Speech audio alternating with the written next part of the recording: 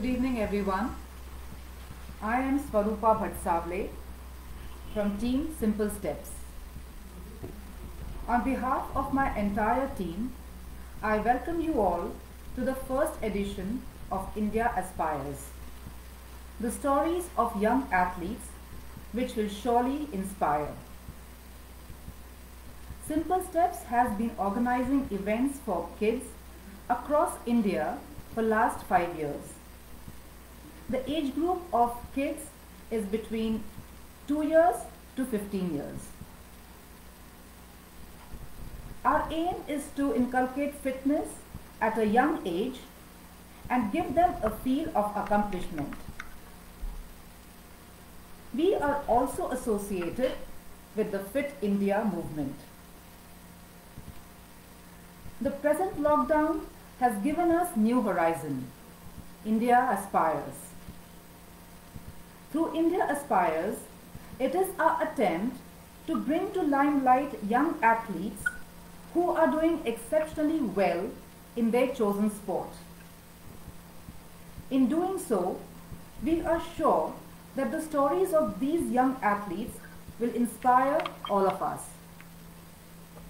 It is, after all, from each other that we get energy, strength, and motivation.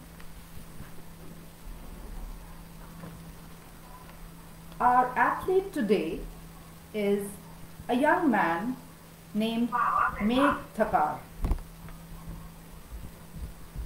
Megh is originally a swimmer, and with his hard work and determination, he changed his identity from Megh to Ironman Megh. What makes this title even more glorious is that he is the youngest Ironman not only in India but also the world. Yes, viewers, you heard me. He is the youngest Ironman in the world. I am sure today's story is going to be extremely interesting and exciting. So let me not waste any more time. Let us hear it from the horse's mouth, as they say.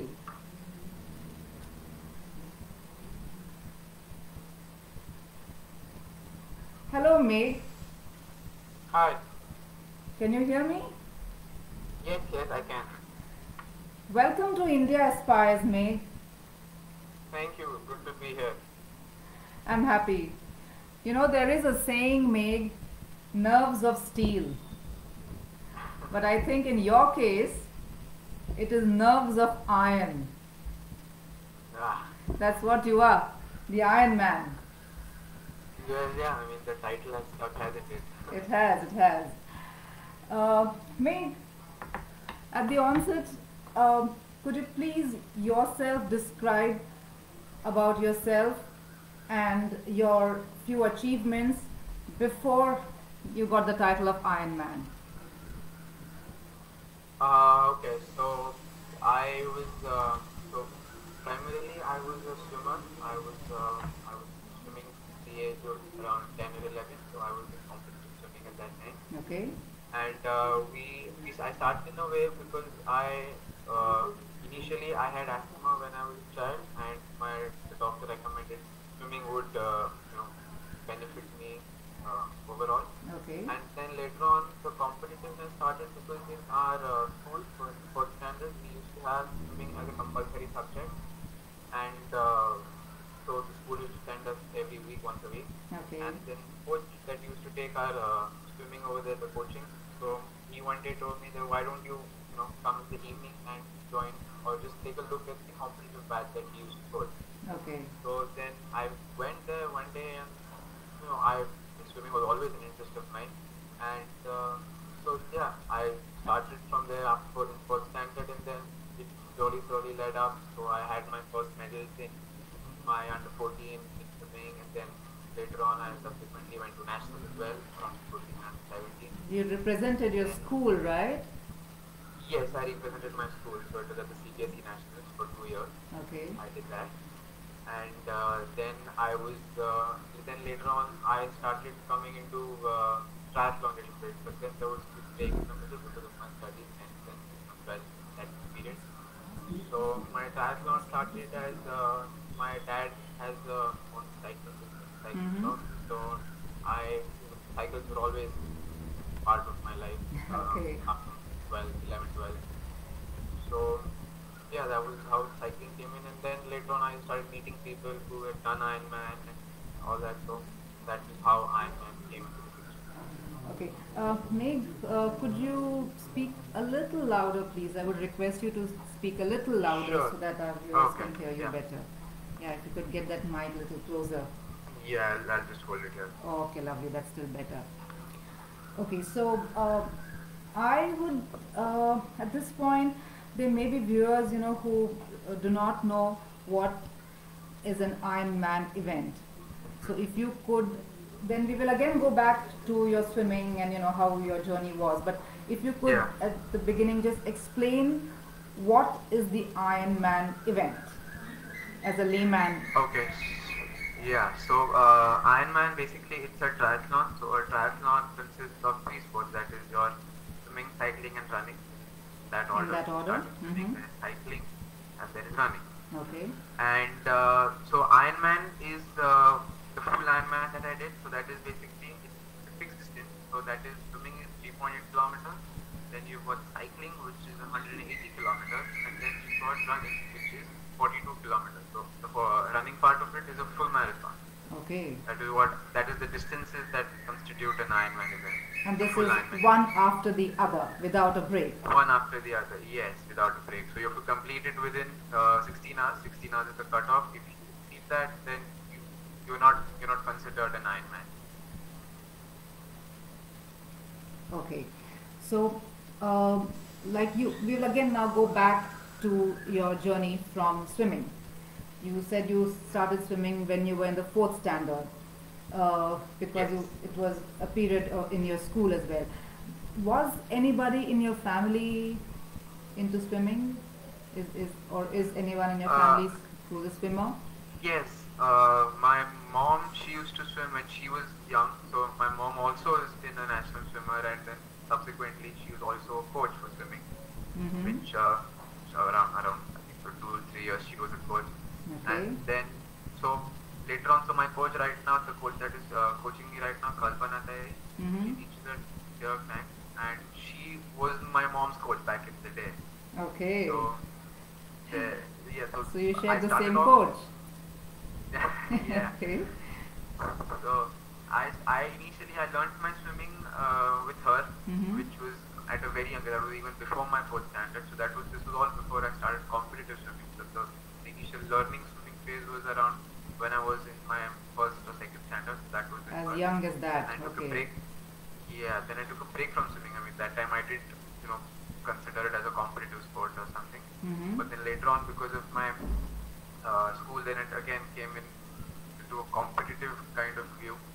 So that time I had one coach called Ashish Fatke who used to teach at Balnandagam. So Okay. I had coached with him for around 6 years, and then now I'm back again with my earlier swimming coach, that is Kalpana Tayari. Kalpana Tayari. Okay. So you did mention about cycling, how you took, cycling and then on to running. But at what point in all of this did you really even decide that you want to attempt an Ironman?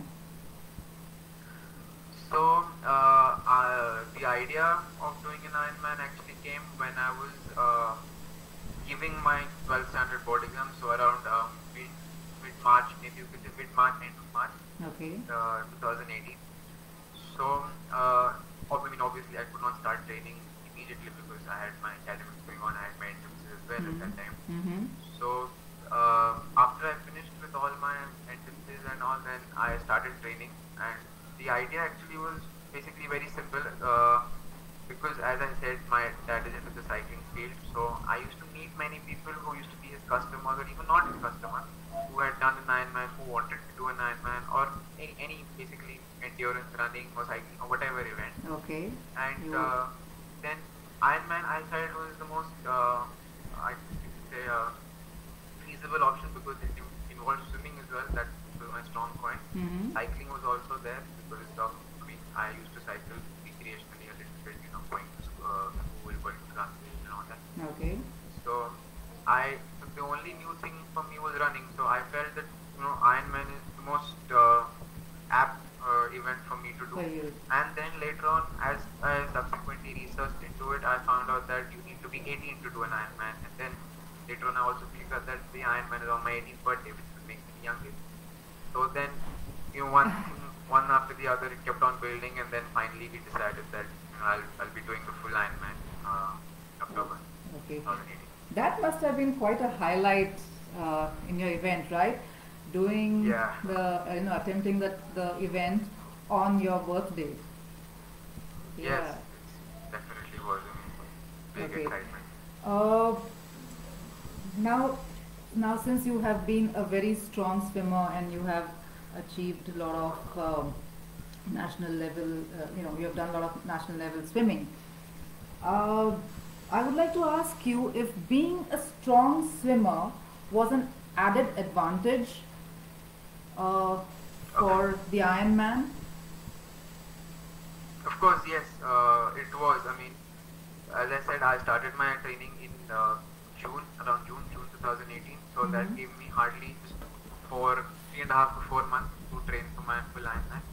Whereas generally people who are starting doing an Ironman for the first time or doing a triathlon for the first time, and Mhm. they have to learn swimming right from zero. So learning swimming itself is 4 to 6 month kind of a business. Takes time. But Yes. luckily, it takes time. I always say that it's not like running or cycling. Everybody knows how to ride a cycle. You just have to, know how to cycle the distance.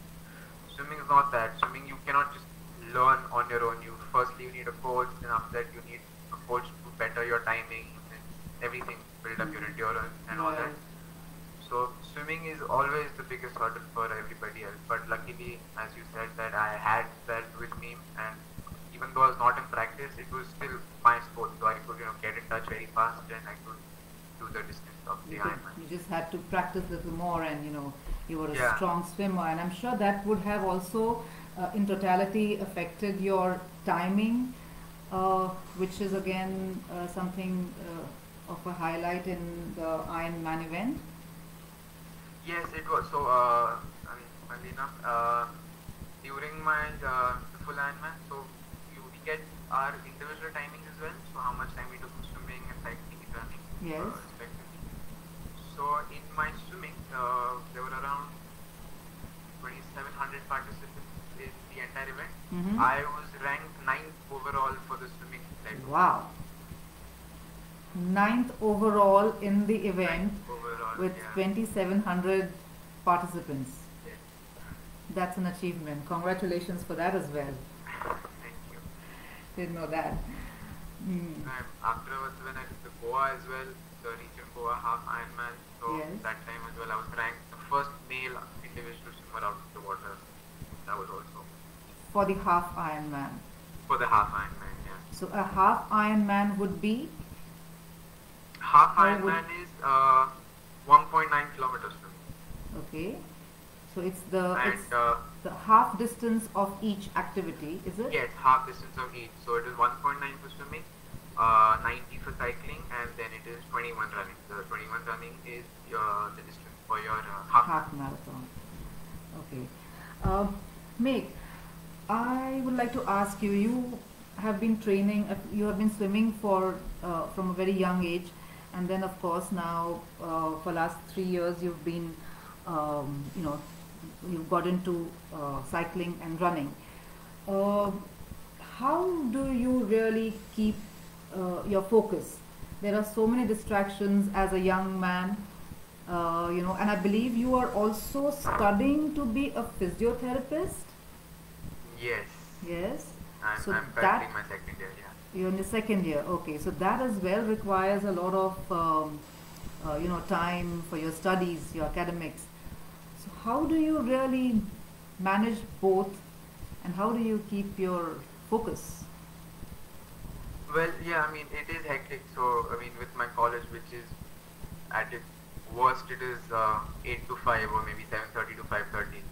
So it's a morning to evening kind of it's like a job, you know. So The and entire plus then day. after that, if you yeah, it's almost the entire day, and plus it's the academics that you carry home that you have to brush up or finish whatever projects or whatever. Right.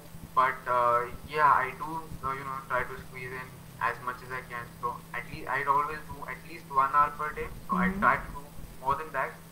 So sometimes I can, sometimes I cannot because of my academics. But I always make it a point that at least whatever happens, 1 hour per day has to be given to my sport. I might not do all the three per day, so I might not do all the disciplines, Yeah. but I do at least one of them. So mostly swimming is a thing that naturally I Okay. always incorporate every day, Okay. and then it is combined with something like it depends what training I have on that day. Is it running or cycling, or maybe it could be just functional fitness training or some days in the gym. Gym Right. I don't do as much because endurance sports I feel that gym can be cut short a little and your Okay. other sports can take more value. Mm-hmm. But yeah, so 1 hour per day at least minimum. If not, then I even sometimes if it's a weekend I progress to 3 hours per day if Yeah. I have much time. Okay. Uh, all right. So I would now like to go back to your training before the Ironman. You know, when Yeah. you had decided that now's the time I want to do the full Ironman. What sort of training were you doing? So if you could elaborate each activity and the kind of training that you were doing, because it's also important, because the first event is cycling swimming, from then Swimming, you yeah. come on to cycling and running. So in Yes. your training as well, this kind of shift from one activity to the other would be required. So if you could please tell me in detail your training part before the Ironman. So I mean, if you look at the normal week before that I used to train, Monday always used to be my rest day. I used to Okay. start my training on Tuesday and used to finish it on Thursday or finish it on Sunday for the week. Mm-hmm. So from Tuesday to Friday, I used to have about the training used to be in the morning. So at 4:40, 4:30, I used to get up every day. Okay. I used to be at training at 6. Sorry So to then interrupt I you, had Meg, but if you are yeah waking up at 4:30, obviously you're yeah sleeping. It works backwards, right? So if you're waking up at yes 4:30, you're moving backwards, you're sleeping early as well, right? absolutely. Yes. I would say latest quarter to 11, latest, Mm-hmm. not more than that. Mm-hmm. That cuts short a lot So of other distractions. yeah, absolutely. All social media, everything was social life is completely dead during your training. Right. Okay, sorry, go ahead. So Tuesday. yeah, so I used to get up at 4:30, 4:40. Mm-hmm. Then training used to be I used to start at 6 in the morning. So that used to be my fitness training in the morning, which I Okay. used to do with a coach called Vijay Gaikwad. He used to take the training. Mm-hmm. That training used to go up till 7:30. So that was my fitness training. Then after the 7:30 training, I used to immediately start the actual triathlon training. So that used to constitute of the actual discipline like swimming, cycling, and running. Okay. So mostly in the mornings I used to have cycling or running. Swimming I mostly prefer to do it in the evening with my coach. Mm-hmm. Uh, so that my after 7:30 training used to go up for around an hour and 15 minutes if you consider entire from start to finish. Those Wow. plans were given to me by Kaustuv Ratta. He Uh-huh. was my coach at that time. Okay. So mornings, so if you add From it all up, it used to be 6 to around 9 o'clock in the morning. And 3 then it hours. used to be a little bit in the evening, maybe 45 minutes or some light kind of training, maybe a recovery session at the pool or something like that. Mm-hmm. So that used to be the training from Tuesday to Friday. On weekends, so on Saturdays we used to mainly have longer rides. So on the road outside, we used to go for long rides. It used to be either me alone or it used to be me with someone or me with my dad. So the mostly people who accompanied me were I had a training partner called Anupam Khanduja. He's also an Ironman finisher, so we both used to train together at that time. Okay. Then later on, so those long ride sessions used to be literally very long. So if I used to leave in the morning at 7, I used to come back home at around 3:34 in the afternoon. Whoa. So it used to be 6 hours, 5.5 hours, 6 hours of training. Cycling. So we used to cover at least about 110 kilometers per day. Wow.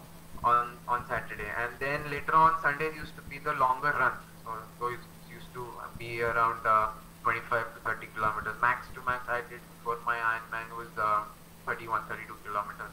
At that time I had people like Kishore Thankode, Ashish Kasodekar, then I had many other training partners like Venkatesh Kashekar and Nikhilesh Khan and all those people. So that time we used to be training in the group mostly for running, because running alone gets really boring. Yes. So prefer to have somebody To have someone as so support. that used to be again starting at morning 6 o'clock, and then another, I mean, as long as you take 30 kilometers, whatever it is. Okay, so let me understand this. During the entire week, you're doing your training from 6 to 9, from 6 a.m. to 9 a.m. And on the weekend, it would be back to back. So if you are cycling on Saturday for about 110 or 120 kilometers, Sunday, the immediate Sunday, you are again running, which could be anything above 25k. Wow. Yes, Okay. and I forgot to mention one thing, like as you said, the transition between the cycling and running, and how we used to incorporate. I was just coming to that. Yes. The Saturdays. Yes. Yeah, so the Saturdays need not always be a long ride. So it could be a slightly shorter ride, so around 90 to 100 kilometers, but followed by a run as well. So we do around 100 kilometers of cycling, followed by 10 kilometers of running. So two things in that day, back to back. Wow. So the transition and back to back training was done mostly on Saturday. So that the Sunday could be a slightly easier day, and then Monday the rest day. Okay. Okay, now all of this kind of training that you are doing definitely requires you to have good nutrition. So if you could just tell me in two parts, what was the kind of diet that you would take during your training, and if you could also run us through the kind of diet or the kind of hydration and nutrition that you followed even on the event day. Okay, so I'll first start with the training. non-event part of it. Yeah. So frankly, I didn't have any nutrition plan per se, but my dad did look after fulfilling the basic needs of proteins and all that stuff. But I didn't really have a nutrition plan which said that not to eat this, or have more of that and all that. It used to be a very basic general plan which I was following since my swimming days. So I didn't change it. I didn't change it a bit, to have the long training requirement. Sustain that, yes. But it was just plain diet that any normal person will have, just taking care of all the basic nutritional needs, nothing over the top or nothing like this. Okay. But now coming to the event. During the event. The event was about 13 hours, right? Yes, 13, almost 14, yeah. 14 hours, okay. So obviously you need to have good hydration and nutrition during your event. So could you please run us through? Yes, absolutely. How did you manage that? Yeah. So firstly, now the event hydration, nutrition, it all starts actually in training. So you don't really do anything new on the event day. You always try out whatever you're going to do on the event day in your training. Whoa, So good point to planning. note. Yes, a very good point to note. Yeah. So training is not just your physical training. It's all this as well that comes into play. So all that I used to follow even in training. So for cycling, I had kept a target of around a few. So it used to be 1 liter of basically the energy drink that used to be there, and then the other training that the other hydration was the normal water. So used to have a balance between both of them, the energy drink as well as normal water. Okay. Then we used to have solid food as well, which solid food many In people what way? ignore it because in the heat of the event, the excitement, they just load up on water, electrolytes and all that. But Yes. you forget that you also need solid foods for such a long event. Exactly. Then that is also there. Then you got other slightly synthetic versions of nutrition, that is your gel. You can have energy chews and all that. So gels were the ones that I preferred. So Mm-hmm. that was how the nutrition during the event was. I Okay. did go wrong a little, but I'll come to that later when I describe the event on that day. Okay. All right. Um, yeah, actually, I was going to come to your event now. If you could tell us how the event was, and if you could start right from the start line. I really am very keen to know, and so are our viewers, uh, what was the feeling like when you were standing there on the start line, knowing that you are the youngest athlete there that day, lining up with the rest of them. So, how was it from that point on, and how did the entire event go? If you could just tell us more on that. Okay, so I'll start a little earlier than that, even before the start line. Lovely, that will be So lovely. the I previous night the event was the next day and everything. So we slept almost by 9:15. I mean, obviously we went into bed at that time, but it was there, so we slept later on at night. Were you We did not nervous? sleep. How was the sleep? Yeah, there was no sleep. There was no good sleep. Okay. And sorry, So Mick, if you could I just tell us where the event was. the Louis- event was in Louisville, Louisville. Kentucky. Okay, in USA? Yes. Okay. So the morning started. I woke up at 3:30 of that day because we had to really have all the nutrition before that. It could not have it too close to the event start. Right. So woke up at 3:30, ate, got ready, everything. So we went to the start line. So you have to first the previous night you give your cycles in because you cannot get your cycles on the day of the event. Mm-hmm. It gets too crowded otherwise. Okay. So the cycles are already there, so we had to go there, fill up air because we remove the air the previous time. We don't keep it completely filled in the tire. Oh, So okay. we went to the cycle, we first filled in air, and then from there you go to the body marking place where they write your bib number on your hand and on your leg. So on the route there can be good identification of the athlete. Okay. Then after that we went to the start line. So when in the morning when we woke up, I was praying that was not there. The weather forecast said that it was going to be there, but I hope it wasn't. So Uh-huh. we had quite a bit of rain as well as wind. So the event was actually in around 2.5 to 3 degrees of temperature. 40. So we had a swimming which was supposed to start at 7, Mhm. but because of the sunrise was late, so there was no visibility in the water. I mean, it was all dark. Okay. So they had to postpone the event. They started it at 8 o'clock, and then finally, Oh. then as we started going into the start, Mm-hmm. as you said, I was the youngest over there, and Mhm. everybody, people all around me, big people, were probably not even in their first Ironman. Many of them were like 5, 6 Ironmans in their career. Already down, yes. So yeah, so I mean, yeah. I started swim. So it was the swimming was in River Ohio. Mm-hmm. So we started there. Then swam, got out of the swim, went onto the bike, changed out of my wetsuit, and got on the bike, went to the ride. Then the cycling ride was, I would say, the only thing I can remember.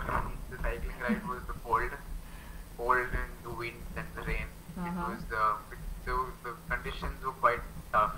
So there was a lot of climb involved in the cycling on the route. So I had almost around I forgot the exact figure, but around 4,000 to 5,000 feet of elevation gain during the entire cycling leg. And then around 100 kilometers into the thing, as I said, hydration and nutrition, I went wrong because of the weather. and Okay. I consumed less of water and electrolytes that were there, which ended up in me getting cramps. So I mean, that it was around half an hour time period wherein I had cramps, and so I drank water, I had electrolytes, stopped for a few minutes, and all that stuff. Then slowly, I did recover. I mean, the salts and everything started to kick in, and then later on, then I started riding again slowly, but So, I was at least moving. so while So you, sorry to interrupt you, Meg, let me yeah, just, just understand this. While you were cycling, uh, uh, you obviously have to carry your own support, right? It could yes, be the drinks, the energy drinks, or hmm, you know, the pre-digested foods that you carry with you, the gels and everything. So you had to also keep a tab of when to have it. Wasn't that as crucial as yes. well? So yeah, yeah, it was. I mean, we have the watches in our hand which help us keep track of the time. I mean, all the time, as to planning our hydration, nutrition, as well as and calculating the cutoffs that are there, so that you can manage your speed and everything on the bike. Mm. So I had planned to have water at the specific intervals that I had, but then I mean, Something still again, went wrong. excitement and the weather and everything. So because of all that, I went wrong in my hydration, which, Okay. as I said, resulted in cramps. And I got over that, fortunately. I mean, after around 120, 130 kilometers, I would started to get back into the groove slowly. Mm-hmm. And that was the last part of the cycling, which was majoritarily downhill. So I didn't Okay. really have to put in much effort during that time on the bike. So Mm. then I finished cycling slowly. Then we went to the transition, kept my bike, and then went out for the run. Again, run the entire event. It was completely wet and cold. So it was continuous rain in between.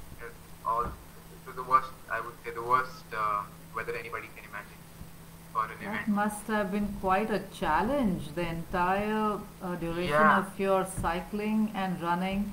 I mean, the event itself yeah, requires so much from a person in terms of endurance and stamina.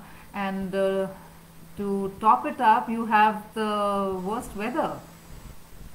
the weather. Yeah. I mean, the running part was, I would say, slightly better because you have the aid stations that are there. They are quite closely located to each other. But in cycling, you don't have that. So in cycling, in one aid station to the next aid station is almost 25, 30 kilometers. So Oh, if you get any problem in between the two, then I mean, either you go through it or you can just give up. I you mean, just there were have many to, people yes, who wait did it give up out. because of the cold. Hmm. Meg, So, I'm sorry to yeah, interrupt you, but we are having some kind of a technical issue here. Just don't go okay, anywhere, just keep sitting there. And if you could just join the same link again, uh, this okay, call may just end, but we will just come back to the viewers as well. We'll just be back. We're extremely sorry for this break uh, in Meg's story. Just at the crucial time, that too, just when we were talking about the event, which is the most exciting part of the talk. But we shall just be back. We're extremely sorry for this. Megan, please join the same link again. yes. Yeah?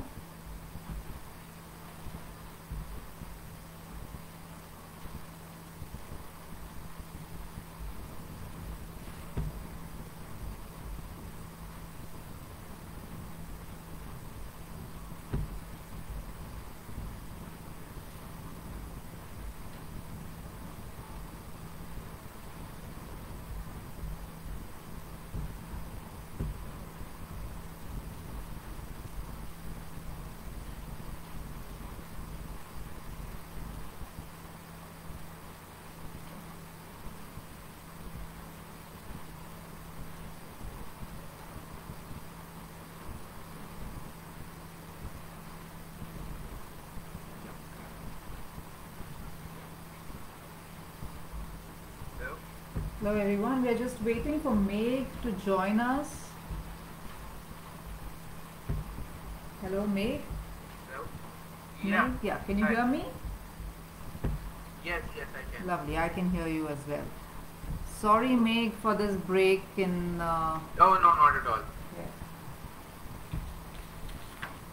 Okay, sorry. So let's continue with I think you had finished cycling Yeah, by now and yes, you were in the running transition part. into the running. Yes, let's go. So, again, as I said, I kept the cycle. I went out for my run. I didn't change before that because I had to put on my uh, track pants because it was very This cold. I cold, had to keep myself warm. yeah. So we started then from there.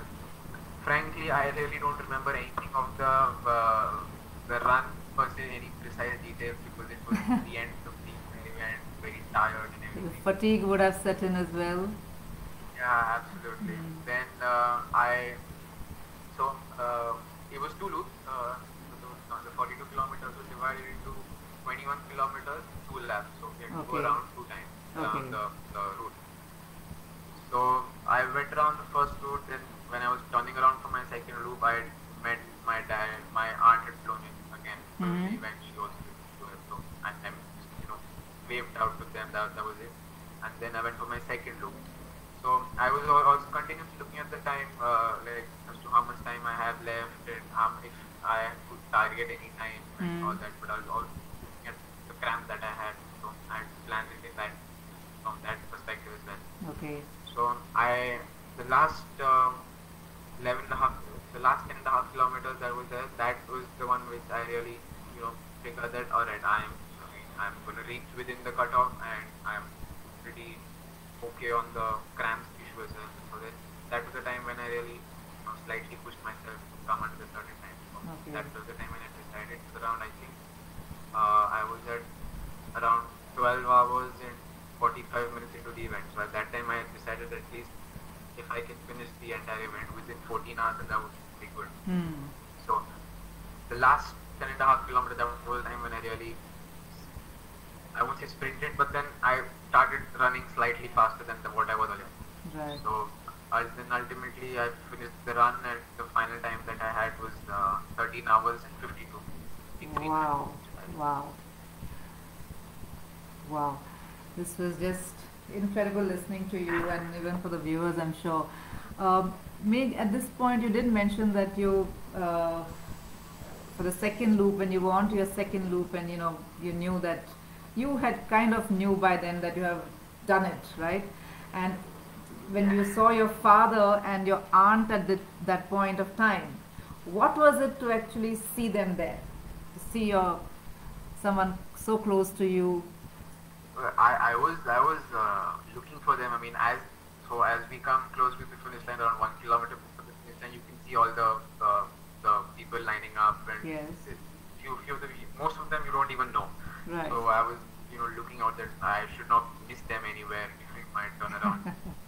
So I was continuously finding them, and then during the turnaround, I did meet my dad, and I mean, it was cold. He could obviously see it was cold, but the rule in Ironman says that you cannot help the athlete in any way because it's Okay. considered disqualification. Uh-huh. So the athlete has to manage the whole thing on his own. But yeah, we just saw them on the way, waved out, and that was it. Was that a I mean, boost for you?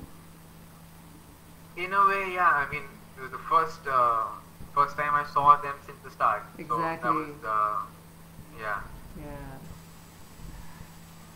And so you said that the last 10 kilometers where you knew that you could aim to finish under Third 14. time, yeah. Hmm. So tell us what it was in those last 10 kilometers, what was going through your head? You had decided to sprint and I had decided to sprint. I mean, obviously I decided to sprint, and initially when I started the 10.5 kilometers. That part I very clearly remember. hmm, So I started, and then around 1.5 kilometers into the thing, I was like, oh no, it's not gonna happen. And then again around 500 meters, I was very slow. I was almost walking. hmm, But then I thought that hey, this is 7 kilometers left. Might as well do it. yes, There's nothing after that.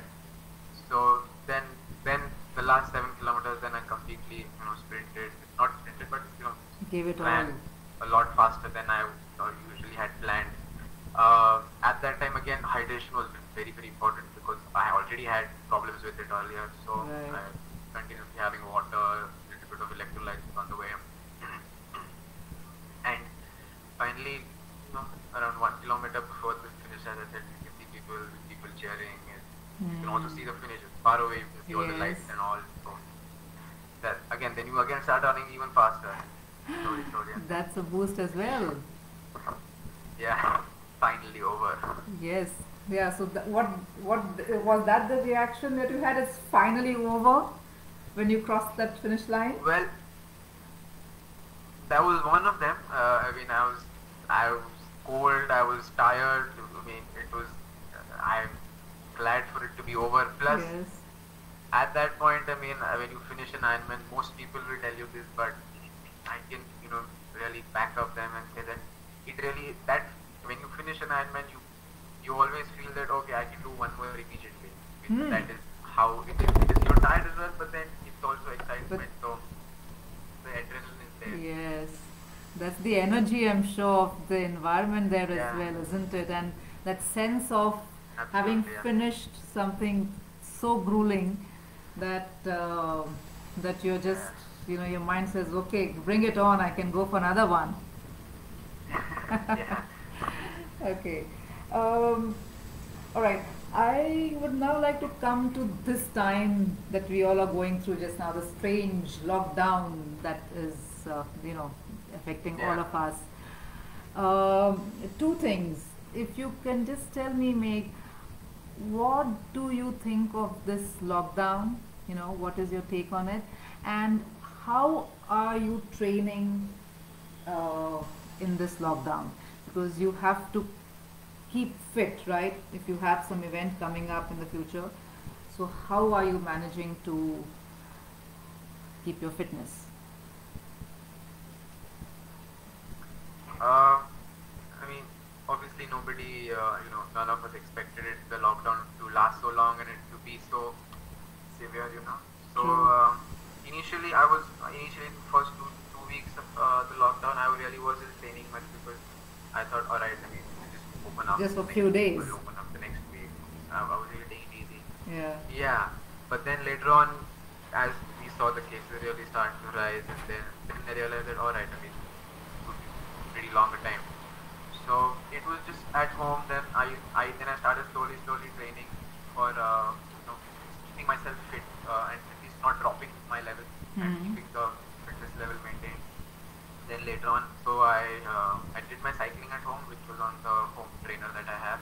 Okay. So that used to be around 1 hour cycling per day, and running sometimes I used to do it, but then running again, I could not do as much because just going round and round in the society campus it becomes really boring and you hardly cover any distance there. Exactly. So running was not as much. Swimming obviously is completely out of the picture here. True. Swimming was not possible at all. Then I started working a little bit on my other fitness training, the dry land training exercises. So at home, just whatever I could do in the balcony or maybe in my room, a Okay. little bit of strength training and all that. Okay. So you have been training, doing Yes, maybe yes, strength absolutely. training and Yeah. cycling, which is what chiefly you could do in the Yeah, lockdown. cycling was mainly what I could do, and I did focus on that because that was the only thing that was possible for me. Okay. Right, now in lockdown. Okay. Uh, you know, it's important to keep your focus for any such kind of event which requires so much from you, mentally as well as physically. I would like the viewers to know if you do any kind of mental exercises or if you meditate to, to really keep your focus there. Uh, I mean, I won't say I really meditate because I don't. I don't Okay. meditate at all. The brutal truth, But that's fine. sorry? And that's the truth, and that's fine. Yeah. So I won't lie. I mean, Of course, so yes. uh, I won't. I don't do mind training exercises per se, but I feel that the event that I do in a way, or the training that I do in a way, Hmm. prepares me mentally for the event. So in training, if you you know that you're not in an event, but then even still you keep pushing yourself mentally. I mean, sometimes people, I mean, people can do things like, all right, I mean, just training. Maybe I'll not do it today. I'll do it tomorrow. Hmm. But then, you know, when you don't want to do something and then you still do it, then that is how indirectly you prepare yourself mentally. Even simple things like getting up in the morning, like no, I'm cold outside, good inside, all that. But you still get up and do your training and all that. So small things like that, help train you mentally and ultimately, indirectly, unknowingly help you in the future All together, during all your these event. things put together, they help you Yeah. keep your.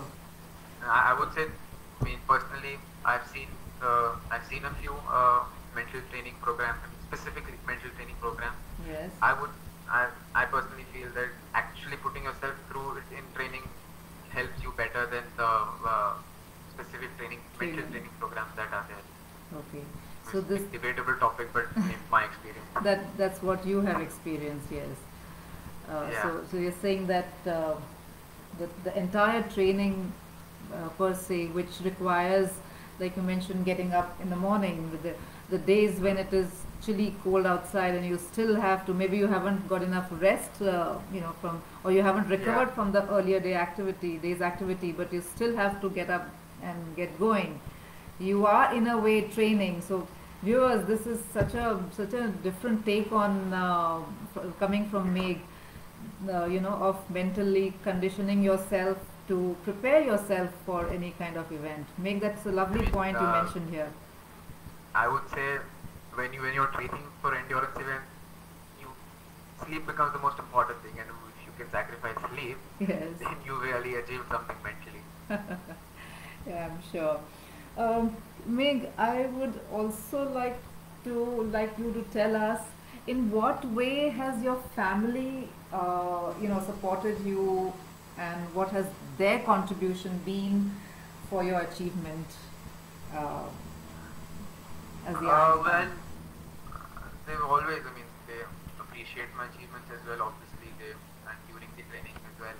As I said, for my long distance cycling events, so generally we don't cycle alone on the road because safety issues, traffic, everything. Right. So most of the times I had my dad with me in the car. He used to follow me throughout my entire training event. So he For used all to the carry all long for all backup, the long whatever. rides, is it? Yeah, for all the long rides. So Okay. I did the entire 180 kilometers 2 times in my practice from the event. So that was the time when he was also there completely behind me. Maybe Hmm. not he wasn't riding behind me the entire way, but he was there He was there somewhere on around, the yes. route. That yeah, if I just called in, he would come within Mhm, good 10, mhm. 15, 20 minutes, whatever. The Okay. distance was there.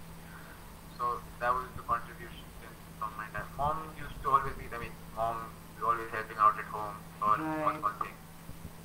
Yeah. The silent support is always there Yes. from the mother, right? In so many different Yes. ways. Absolutely. Yeah, it helps. It helps, yes. Okay, this is slightly, I don't know, a different question, but I would definitely like to ask you this. Out of Yeah. all the three activities, Meg, which is the activity that you enjoy doing the most, and which is the one that, given a choice, you'll say, I don't enjoy this so much, or I can do without this one. So, The like the most obviously swimming that swimming, has been there the water since the baby beginning. always. Yeah, always. I mean, that's the most important sport for me. That's the sport that helped me before my Ironman as well. So I mean, swimming has always been kind of Favorite. my kind of advantage and my comfort sport throughout. Don't like is running because it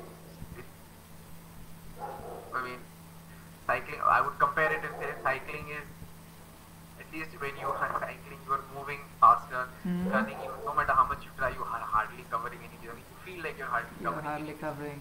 even though you're putting in Yeah. so much effort. Uh, So, but yeah, for the Ironman, I would say running training is the most important because two things. Firstly, your body's tired as by the time you come for running at the last event, right. and plus mentally because it is a very boring thing that you're running alone, there's nobody with you, you one step after the other, you have to keep yourself going slowly, slowly. Right. So mentally also it gets quite exhaustive, isn't it? Yeah, I mean, The fag end of I it. strongly believe that so around 100 after 100 k's on the bike, that is around six, not six, one and a half hours into the event, you purely operating mentally. I mean, you're physically you're moving. You're not controlling anything. I would say it's Yeah. become very mechanical It's after like that a point. trance. You're in a trance Yeah, then. You absolutely. have to do it. You have to just go ahead and Yeah, just keep moving with it. keep. That's how the Yeah. event is. Yeah. Anything funny that comes to mind during the event that you still remember? I mean, we just mentioned that there are times when your brain gets frozen during Yeah, the activity, but something that you I recall or some moment which which comes to mind, which has stuck during of the entire event, which has stuck in your mind. uh, well, it seems funny now, but I mean during the event it was the most irritating moment for me. Yeah. Uh, so in the running part of it, so when I completed one loop, going for my second loop after completing 21 kilometers. So Mm. the the route was such that we had after you finished the first 21 kilometers, you had to go round for the second 21 kilometers, and just there was a small, like a passage for the finish. Okay. So what happens is that when you're turning around, you can see the finish right there. Like, oh God, I have to go around once more. Then go there. Extremely irritating during the event, but then now that you look back, you think, it's one of those things. Okay. How did you get over that? But that point, You which know, must have been, yeah, it is very irritating, very infuriating. It's right there. I mean, I can see you it, can but see I the cannot finish. go. But that's not the time you cross the line. You still have another Yeah, loop to go. yeah, it's another entire 21 kilometers. Yeah, half marathon, another half marathon. And yeah. Yeah. So in terms of time, it's more. It's another 2.5 to 3 hours of going around. Still long time. Yeah. Okay. I want to come to your physiotherapy. That you are studying to be a physiotherapist. Uh, in your training right now, your daily training, has it been of help? Being a student of physiotherapy and the training that you do. Uh, oh yes, absolutely. I mean, the, the knowledge that I have learning during the course, and again because physiotherapy, as people know, there's a lot of sports application of the field. Yes, So exactly. if now, for example, when I'm training at home, even though I don't have any coach giving me plans or anything, I can use whatever knowledge that I have to at Mm. least in such time get through the at least not sit at home but do something or the other. So we've got like the strengthening protocols and Right. everything. That does help a little bit knowledge even on the route. Now, for example, if now so Mm-hmm. at that time during my Ironman I wasn't a physiotherapy student as yet. Right. That was before I started college. But nowadays, if suppose if I have to do an event and if I do get cramps during the event, or if I run into some like physical problem during the event, Mm. I at least I know how to get out of it and recover. Right. I'm sure it That also does help helps during to. the event. Yeah. Sorry. Go ahead. No, I mean I was going to say during the event it does help with injuries or small problems that you run into, Mm. and during training it does help to avoid those problems like injuries and everything Right. due to wrong kind of training or overtraining. Yeah. That's so exactly what I was coming to. That you would actually be able to prevent those injuries Yeah. in your training part as well. A lot of people. Absolutely, yeah. I mean, yeah, some people, I won't, generalize this as such, but most of the times the people who do get injuries have got injuries due to wrong type of training, over training, or very common that people see something on the net and then they just implement Want it to do in that. their training, and then something goes wrong. Right. So that, yeah, I mean, that is one thing which I feel, because I'm studying right now, I can avoid that. And even as a matter of fact, if I'm training with someone, I can, if the person asks if I can see that the person doing something wrong, you can always see the inputs and avoid him getting injuries or her getting injuries. Right. Yeah, this must be happening pretty often, right? You see people doing few Yeah, things, yeah, absolutely. and you know that's not how Day it's in, to day be out. done. Yeah. Okay, if you could tell me, Meg, what any future events now, of course not currently, maybe the lockdown, but anything that you have in mind, anything that you've lined up for the future? I do have an event in August, so that is the Half Ironman in Kazakhstan. But I mean, we've not got any information from the organizers as to if the event happening or not. Oh, So currently, we're just waiting on that news to come. okay. But currently, the plan is that I'm 2 years into my course. I've still got another 3 years to go. Right. So I've decided at least I will be doing maybe one half Ironman per year, per academic year, Hmm. and then I will be doing periodic half marathon, at least I don't know, 2 to 3 per year. The ones that are in Pune or close by, Okay. like Mumbai or something, or events like that, which are close by, can be done, quickly, and I can be back in college. Right. Things like that. And that will also keep you in the training, right? If you have an event coming up, you are more focused about training. Yeah, absolutely. I mean, if you have an event in front, then you train. Otherwise, Right. people are like, why should I train this way? Exactly. When you have signed up for something, you make sure that you Yeah. very well get up in the morning and go out there and do your stuff. Yes. Exactly, yeah. All right. Meg, we do have some questions coming in from our viewers. So, okay. All right. This one, I don't know who this one is from, but someone here is asking you during the event, did you at any point of time feel like giving up? Giving up on the event? I don't want Many to times, cycle absolutely. anymore.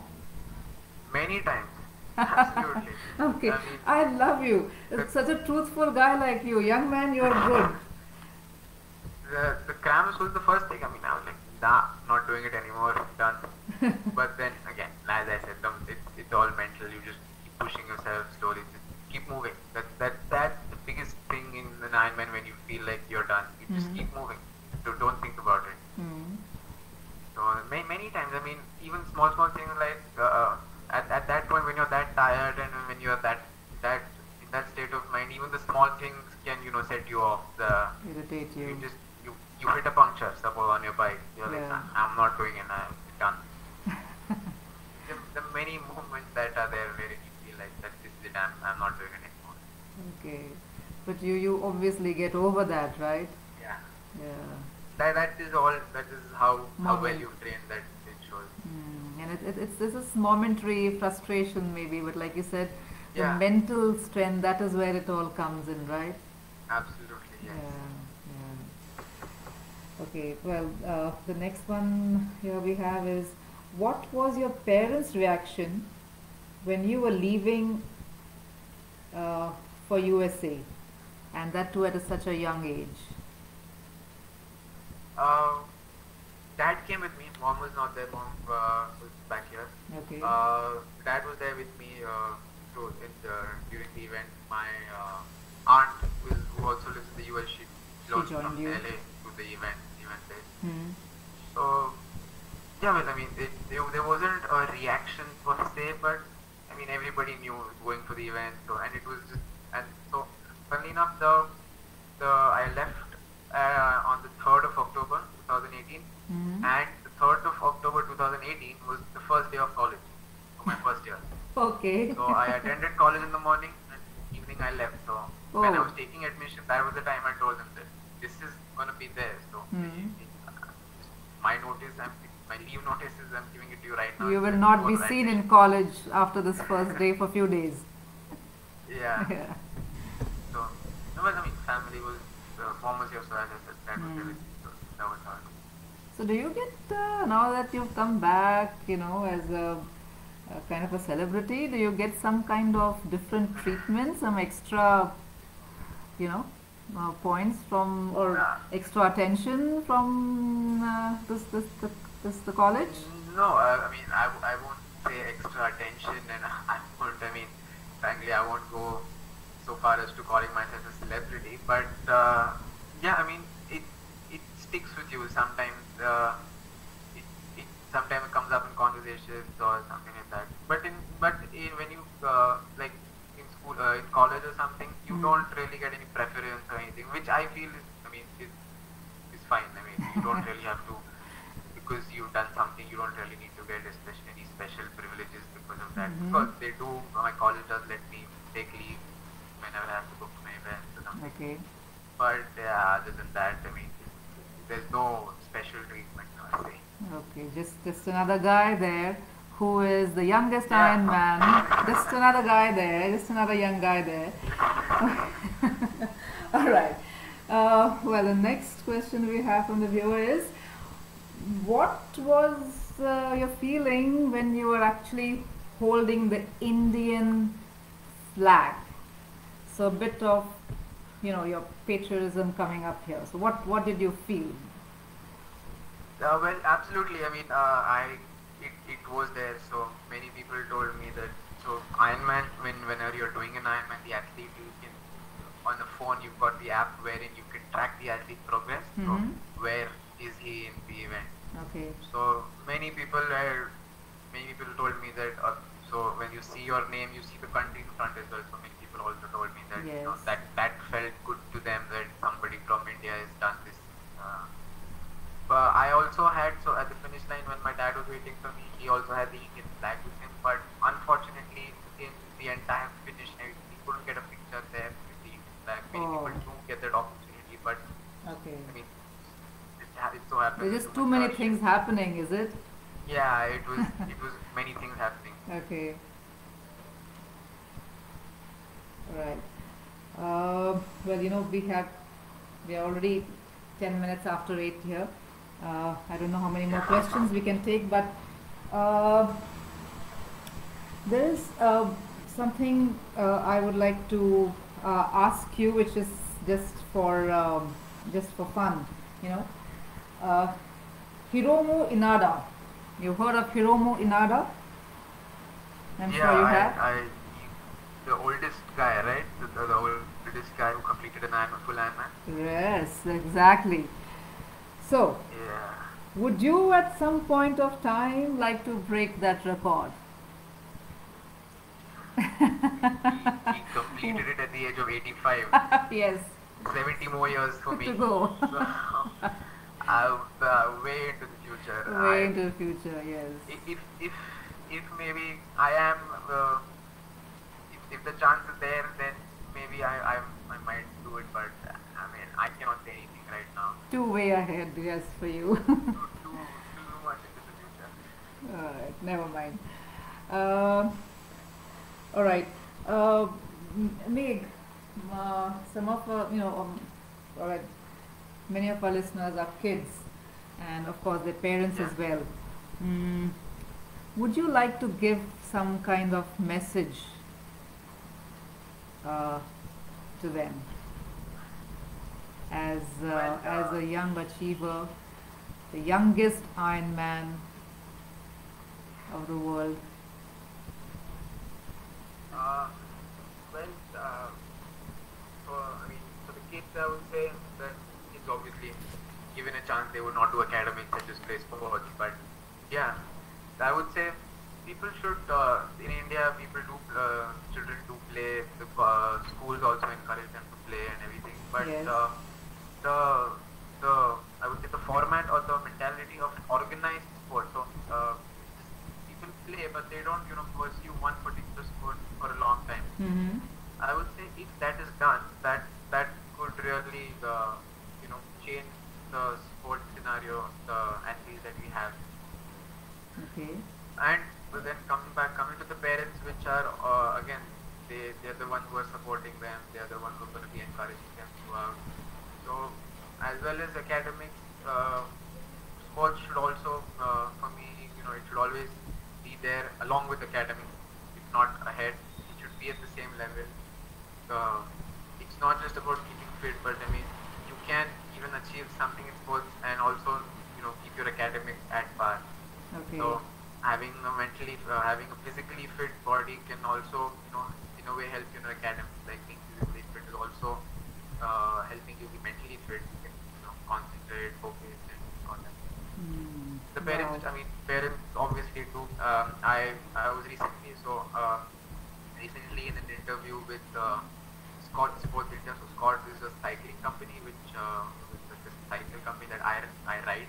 Okay. So there was a question over there that they asked me. There was one viewer that asked me. So I'm assuming it was a kid because the question was, he said that my parents are continuously telling me to study and not letting me play. So how can you give that message? Okay. It's like that. So parents should also encourage you to go to sports, and that if the parents encourage, that is when the students or the Child. children will do it and also Yeah. then pursue it further as well. That's a lovely message, Meg.